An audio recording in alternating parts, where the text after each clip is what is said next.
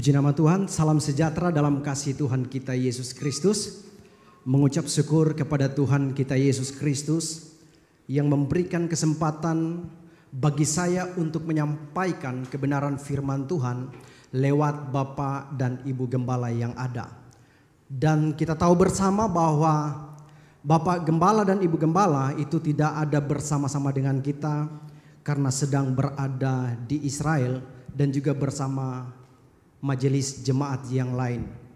Biar kita senantiasa berdoa supaya perjalanan mereka Tuhan sertai dan juga tiba dengan selamat di Indonesia. Amin. Nah, Bapak Ibu Saudara yang diberkati Tuhan, hari ini saya akan membawa judul khotbah saya yaitu jangan takut. Bapak Ibu kalau membaca dalam Injil Matius pasal yang ke-24 mulai ayat yang ketiga dan Injil Lukas pasal yang ke-21, bagaimana murid-murid Yesus itu datang kepada Yesus dan bertanya, apakah tanda engkau akan datang dan tanda kesudahan dunia ini? Maka Yesus menjawab kepada murid-muridnya, waspadalah supaya jangan ada orang yang menyesatkan kamu. Sebab banyak orang yang akan datang dan memakai namaku bahwa akulah Mesias, dan mereka akan menyesatkan banyak orang. Lalu kata Yesus berkata bahwa engkau akan mendengar deru perang, akan terjadi kelaparan, dan di berbagai-bagai tempat akan terjadi gempa bumi. Akan terjadi penyakit sampar, kata Yesus. Tetapi Yesus berkata kepada murid-muridnya, janganlah gelisah hatimu, jangan takut, sebab semuanya itu akan terjadi. Dan apa yang Yesus katakan itu sudah terjadi dan akan terus terjadi lagi. Tetapi bukan hanya itu saja Bapak Ibu. Bahkan Injil Lukas mencatat bahwa akan ada hal yang mengejutkan yang akan terjadi di dalam kehidupan semua orang. Kita lihat di dalam Injil Lukas pasal yang ke-21. Ayat yang ke-10 sampai dengan ayat yang ke-11 lah. Begini bunyi firman Tuhan. Ia berkata kepada mereka, bangsa akan bangkit melawan bangsa dan kerajaan melawan kerajaan. Dan akan terjadi gempa bumi yang dahsyat, dan di berbagai tempat akan ada penyakit sampar dan kelaparan. Dan akan terjadi juga hal-hal yang mengejutkan. Kejutan apa yang akan terjadi nanti bagi kita? Saya tidak tahu, itu rahasia Allah. Tetapi saya mau ingatkan bagi Bapak Ibu Saudara yang diberkati Tuhan, 3 tahun yang lalu kita dikejutkan dengan pandemi COVID-19. Dan akibat dampak dari pandemi ini, banyak orang yang merasa takut.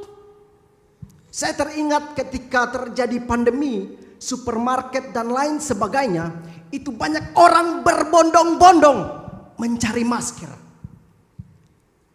Sampai habis saudara. Seolah-olah itu yang menjadi perlindungan bagi mereka. Bahkan ada terjadi juga kekurangan atau langka minyak goreng. Pada takut berbondong-bondong untuk menyimpan, menampung.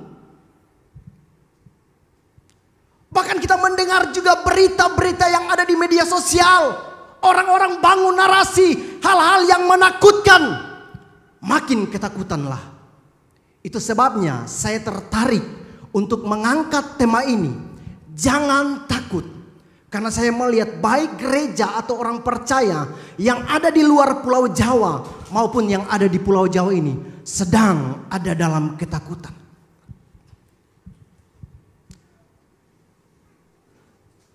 Padahal nggak usah takut sebab Allah telah memberikan rohnya bukan roh ketakutan. Amin. Melainkan roh yang membangkitkan kekuatan, kasih dan ketertiban. Kita lihat di dalam 2 Timotius pasal yang pertama ayat yang ke-7. Begini bunyi firman Tuhan, sebab Allah memberikan kepada kita bukan roh ketakutan, melainkan roh yang membangkitkan kekuatan, kasih dan ketertiban. Tetapi kalau kita merasa takut sampai saat ini, maka hati-hati saya mau berkata, kita menjadi incaran iblis. Sebab dalam 1 Petrus pasal yang ke-5 ayat yang ke-8, Alkitab mencatat, berjaga-jagalah lawanmu si iblis, berkeliling berjalan. Dia akan lihat siapa yang lengah, itu yang menjadi makanannya. Dan kalau kita hidup dalam ketakutan, maka siap-siaplah kita menjadi incaran iblis. Bapak ibu saudara yang diberkati oleh Tuhan, mari bangun kehidupan kita. Jangan takut. Sebab Allah memberikan roh yang membangkitkan kekuatan bagi saya dan saudara. Itu sebabnya Bapak Ibu yang diberkati Tuhan, kalau kita masih hidup di dalam ketakutan, artinya bahwa kehidupan kita itu tidak baik dengan Tuhan. Kita jarang bangun mesbah dengan Allah, sehingga Allah jauh daripada kita.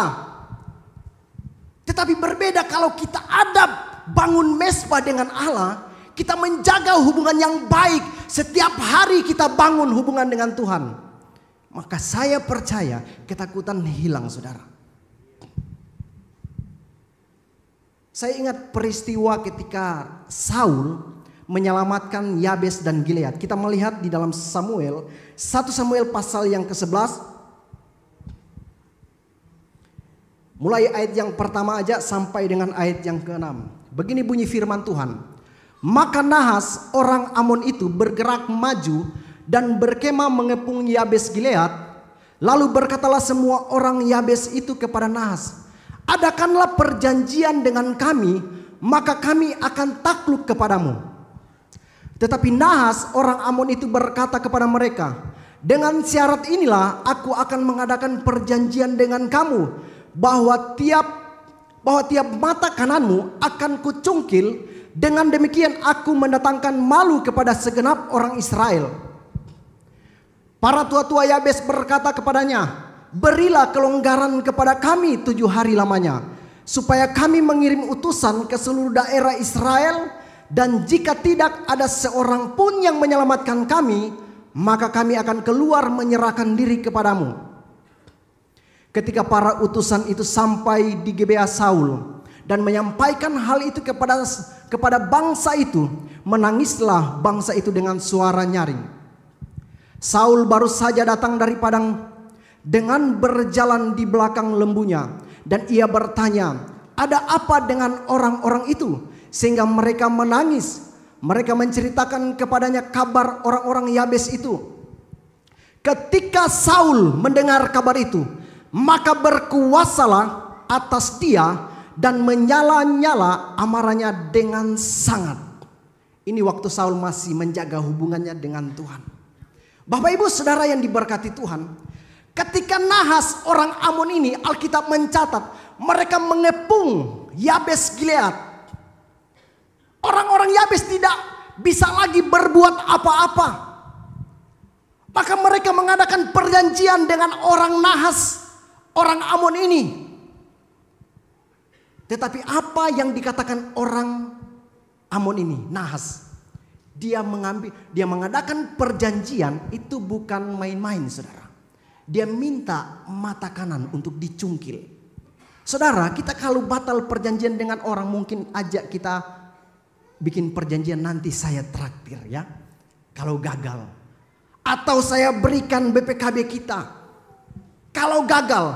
Tetapi Nahas orang Amon ini, dia minta mata kanan dari orang-orang Yabes. Tetapi orang Yabes berkata, berilah kelonggaran kepada kami, supaya kami dapat menyebarkan berita ini ke seluruh Israel. Kalau tidak ada yang menyelamatkan kami, kami akan keluar dan menyerahkan diri kepadamu. Tetapi waktu pesan itu diterima oleh Saul, maka Alkitab berkata, berkuasalah roh Allah kepada Saul dan menyala-nyalalah amarahnya. Saul ketika dia mendengar berita itu, pesan itu, Apakah dia takut? Dia makin menyala-nyala.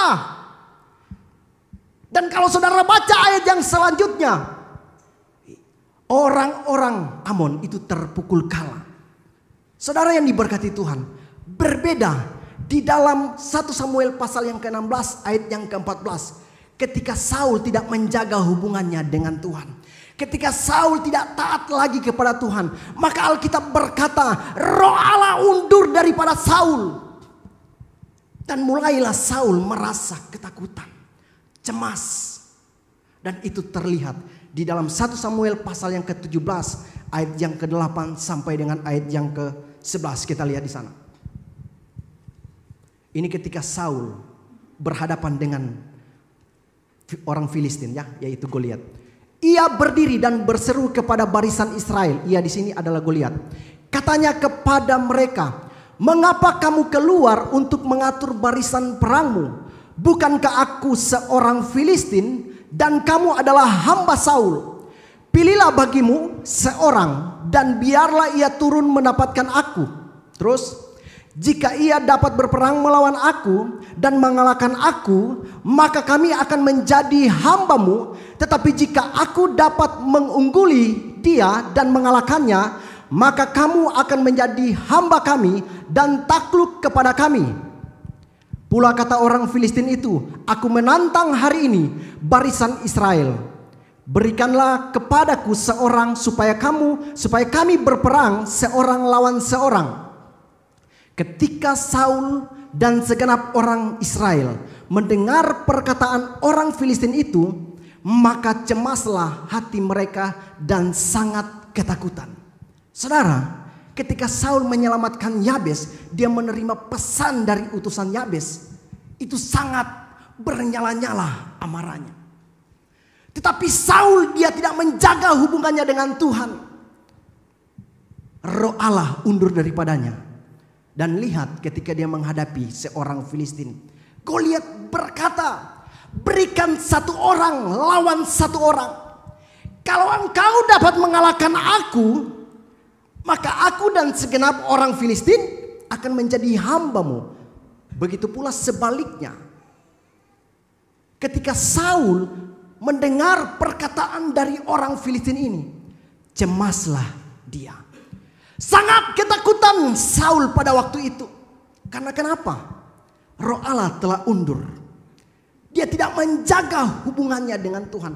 Itu sebabnya saya berkata, kalau kita tidak menjaga hubungannya dengan Tuhan, kita jauh dari Tuhan, maka ketakutan, kecemasan, kekhawatiran itu akan terus datang dalam kehidupan kita. Tetapi berbeda kalau kita menjaga hubungan kita dengan Allah. Ada mesbah yang kita bangun. Ketika ada masalah, kita tidak akan pernah takut, saudara. Dan hari ini saya akan bagikan 3 poin di mana orang-orang yang dekat dengan Allah, mereka yang menjaga hubungannya dengan Allah, ketika ada masalah tidak ada ketakutan. Yang pertama yaitu Daud di dalam 1 Samuel pasal yang ke-17, masih dalam kasus yang sama, ya, berperang melawan Goliat. 1 Samuel pasal yang ke-17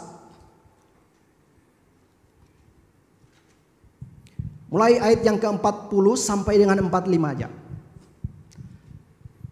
Lalu Daud mengambil tongkatnya di tangannya, dipilihnya dari dasar sungai 5 batu yang licin dan ditaruhnya dalam kantung gembala yang dibawanya, yakni tempat batu-batu, sedang umbannya dipegangnya di tangannya. Demikianlah ia mendekati orang Filistin itu. Orang Filistin itu kian dekat menghampiri Daud, dan di depannya orang yang membawa perisainya. Ketika orang Filistin itu menunjukkan padanya ke arah Daud serta melihat dia, dihinanya Daud itu karena ia masih muda, kemerah-merahan dan elok parasnya. Orang Filistin itu berkata kepada Daud, "Anjingkah aku? Maka engkau mendatangi aku dengan tongkat." Lalu demi para alanya orang Filistin itu mengutuki Daud. Pula orang Filistin itu berkata kepada Daud, "Hadapilah aku, maka aku akan memberikan dagingmu kepada burung-burung di udara dan kepada binatang-binatang di padang." Tetapi Daud berkata kepada orang Filistin itu, "Engkau mendatangi aku dengan pedang dan tombak dan lembing, tetapi aku mendatangi engkau dengan nama Tuhan semesta alam, Allah segala barisan Israel yang kau tantang itu."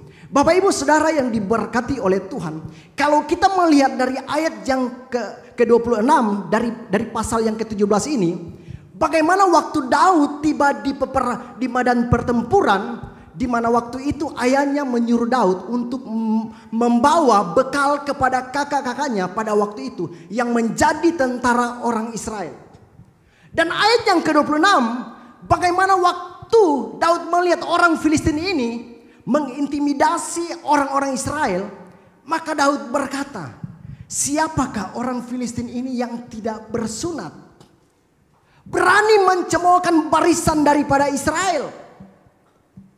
Dari sini kita sudah melihat bagaimana keberanian Daud. Tidak ada ketakutan, saudara.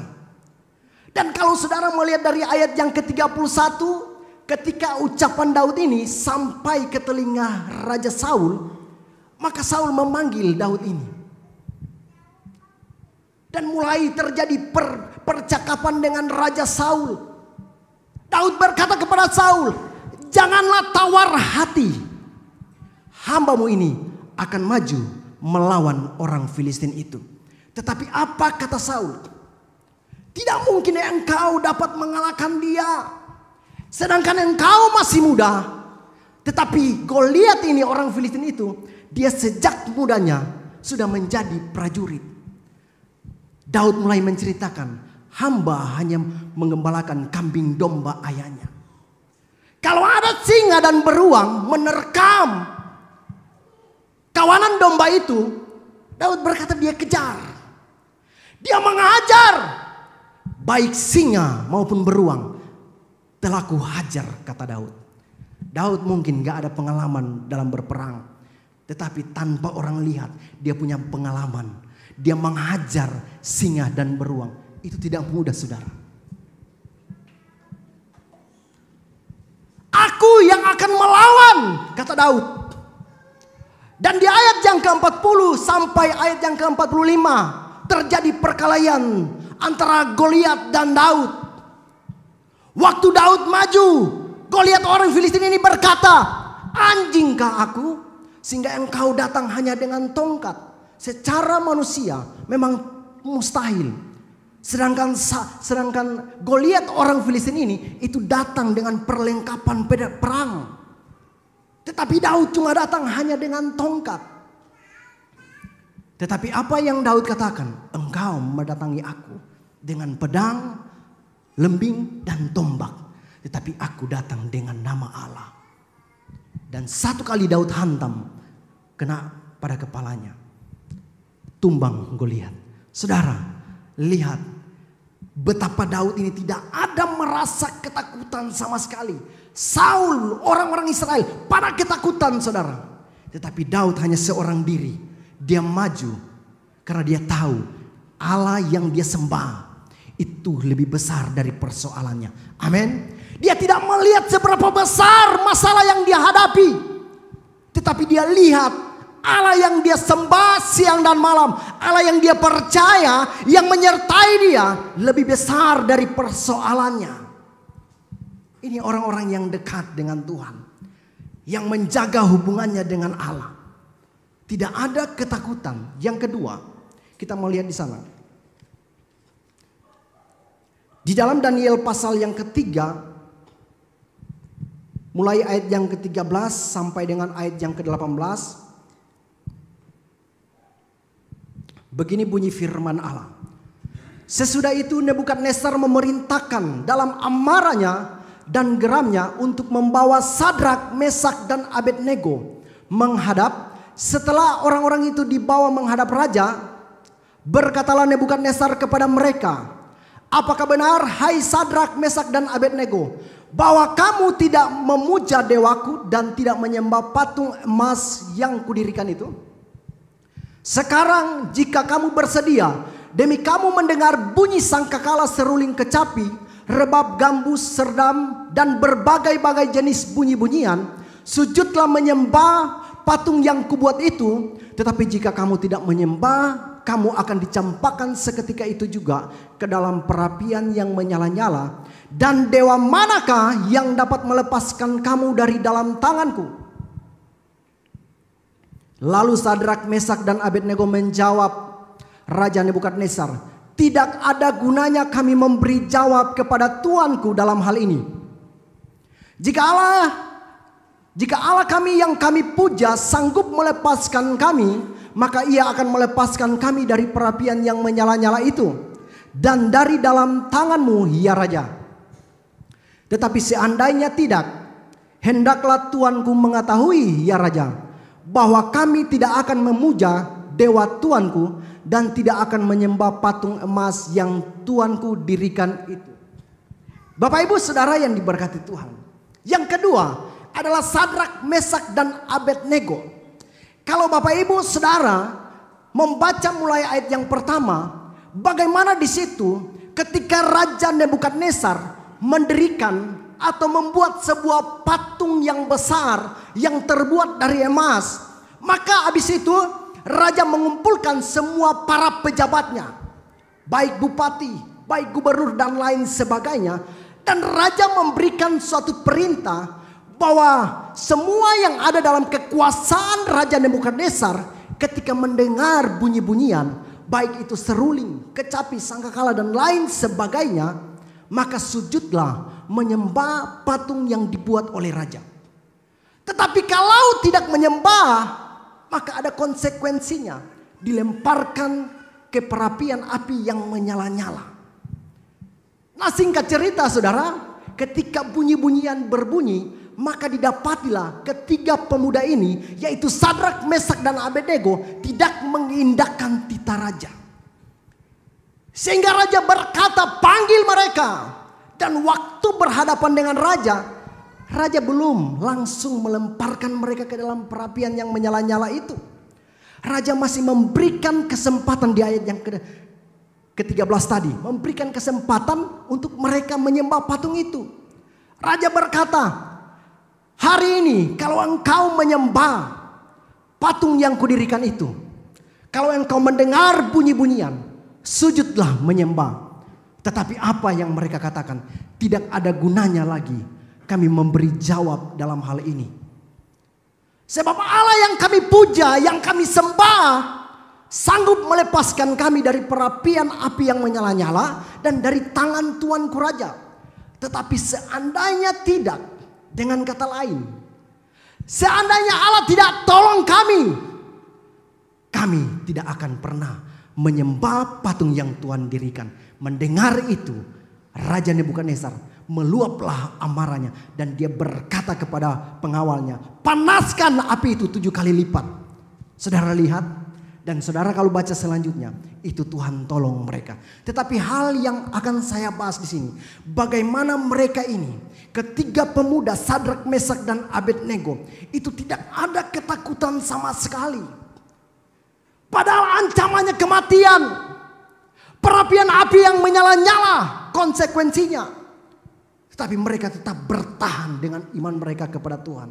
Kenapa? Ada Allah di dekat mereka. Ada penyertaan Tuhan. Sehingga ketakutan hilang saudara.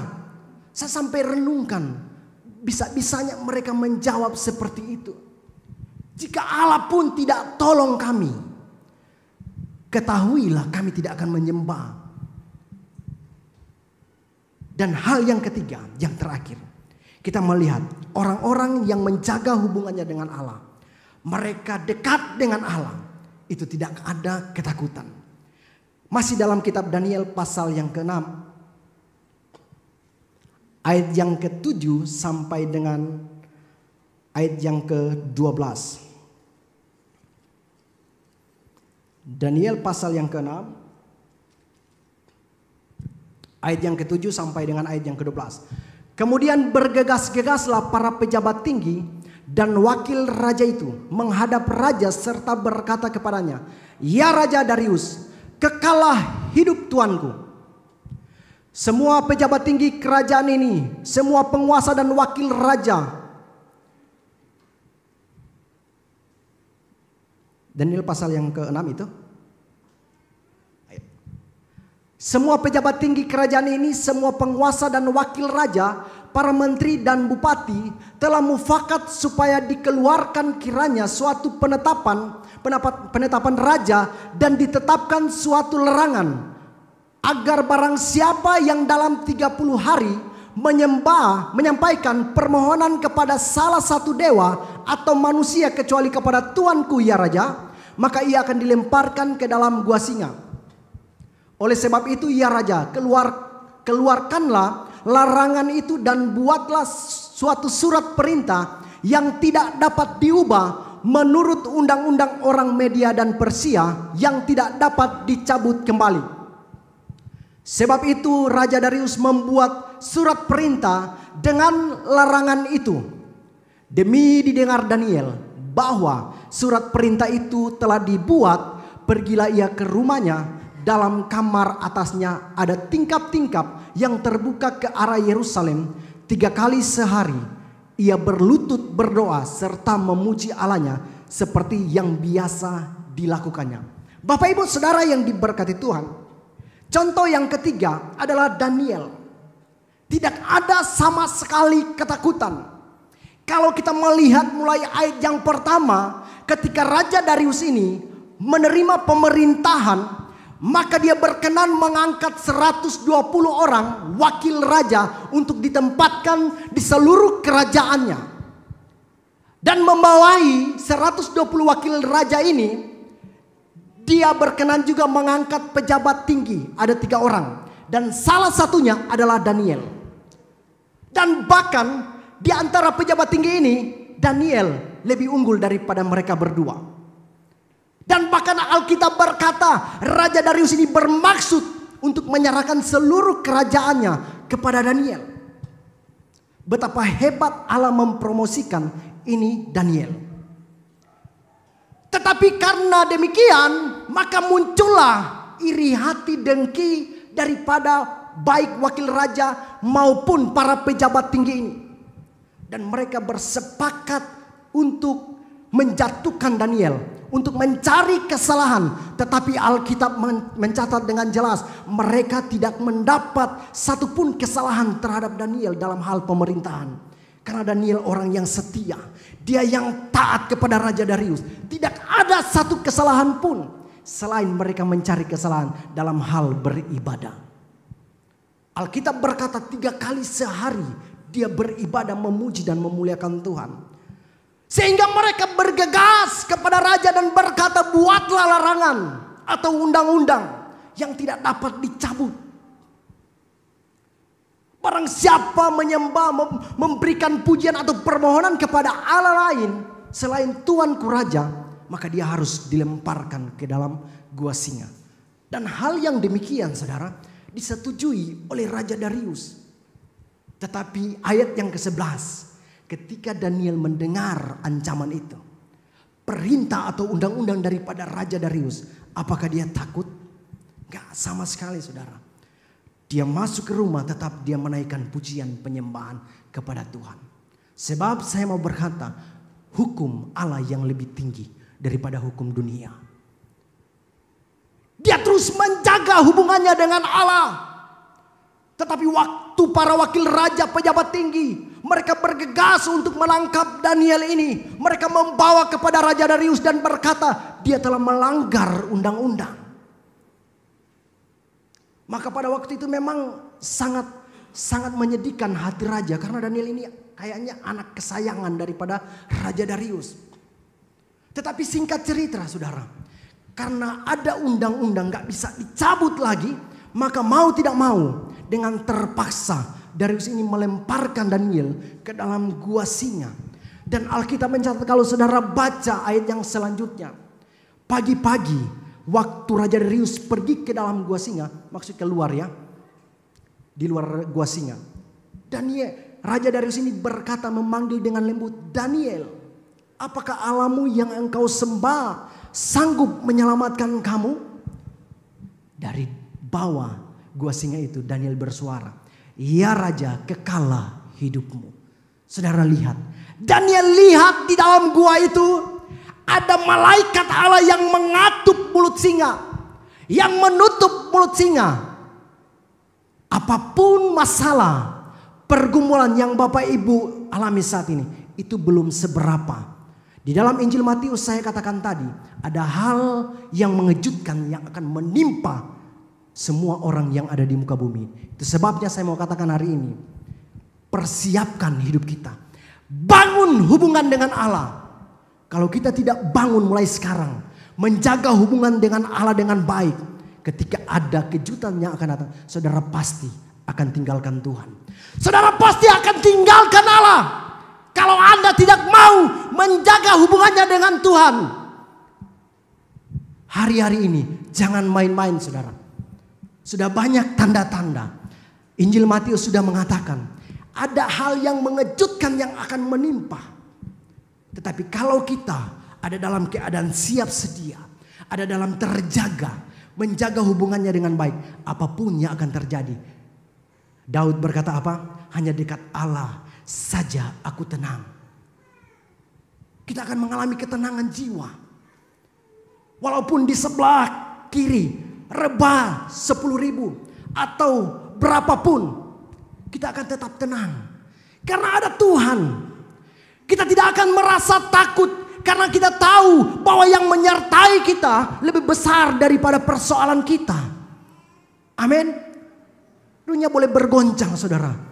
Tetapi kalau anak-anak Tuhan yang setia, yang menjaga hubungannya kita dengan baik dengan Tuhan, maka ada pemeliharaan Tuhan yang luar biasa yang akan terjadi dalam kehidupan kita. Saya tidak panjang lebarkan kebenaran firman Allah pada siang hari ini. Kiranya Roh Kudus menyertai dan memberikan kekuatan bagi gereja Tuhan di akhir zaman ini.